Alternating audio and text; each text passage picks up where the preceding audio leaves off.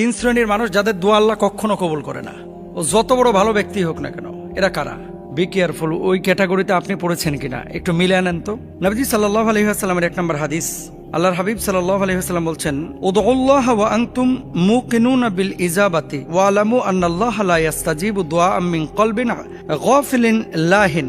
এটা আবু হুরায়রা রাদিয়াল্লাহু তাআলা আনহু থেকে বর্ণিত হাদিস। রাসূল আকরাম সাল্লাল্লাহু আলাইহি ওয়াসাল্লাম বলেছেন, তোমরা আল্লাহর কাছে দোয়া করো এই বিশ্বাস নিয়ে যে তিনি কবুল করবেন, আর জেনে রাখো আল্লাহ এমন দোয়া কবুল করেন না যা গাফেল, অমনোযোগী, উদাসীন হৃদয় থেকে করা হয়। কিছু লোক দেখবেন দোয়া এভাবে হাত তোলে আর এইভাবে মাথা চুলকায়, দোয়ায় হাত তুলে মোবাইল টিপতেছে, দোয়ায় হাত তুলে আল্লাহর কাছে কোনো আকুতি নাই, কোনো বিনয় নাই, কোনো চাওয়ার মানসিকতা নাই।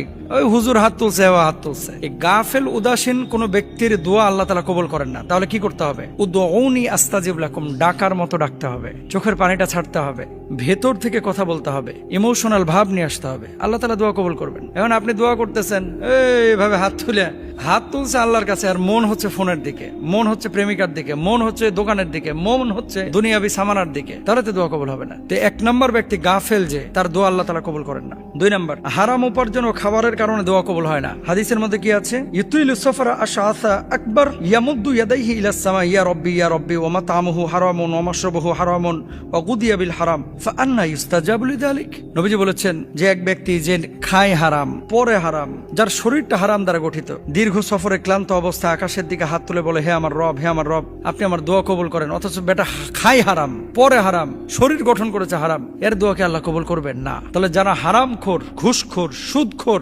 শরীরটা, রক্তটা, গোশতটা যার হারাম দিয়ে গঠিত, আল্লাহ তাআলা তার দোয়া কবুল করবেন না। এটা হচ্ছে 2 নম্বর। তাহলে দোয়া কবুলের জন্য প্রথম শর্ত হচ্ছে কি?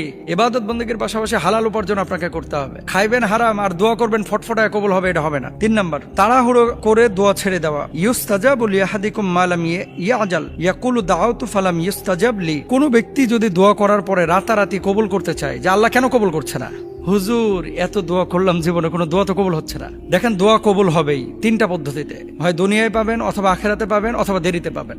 পাবেন 100%, এটা আল্লাহর ঘোষণা। এখন আপনি পাচ্ছেন না, সমস্যা আপনার, আপনি ডাকার মতো ডাকতে পারছেন না। অনেক বিষয় আছে, যেমন এই দোয়াটা এখন কবুল করলে আপনি চাচ্ছেন আল্লাহর কাছে 1 কোটি টাকা দেন। কারণ আপনারা এখন যদি 1 কোটি টাকা দেওয়া হয়, 1 কোটির ভার আপনি সামলাইতে পারবেন? মানেটা কি? কিছু মানুষ আছে এই গাঞ্জাখোর যেগুলা, ওই 1 কোটি পায় গাঞ্জা খায় শেষ করে ফেলবে। আর যখন আপনার বাচ্চা কাচ্চা হবে, তখন 1 কোটি দিলে হয়তো বা বাচ্চার দিকে মায়া জন্মাবে এবং 5টা মানুষের রুটি রুজি হবে। তা আল্লাহ তখন সেটা আপনাকে দিবে। আপনি এখন এত তাড়াহুড়া করছেন কেন? এই জন্য দোয়া করে কেউ যদি তাড়াহুড়া করে, এর দোয়া কবুল হয় না।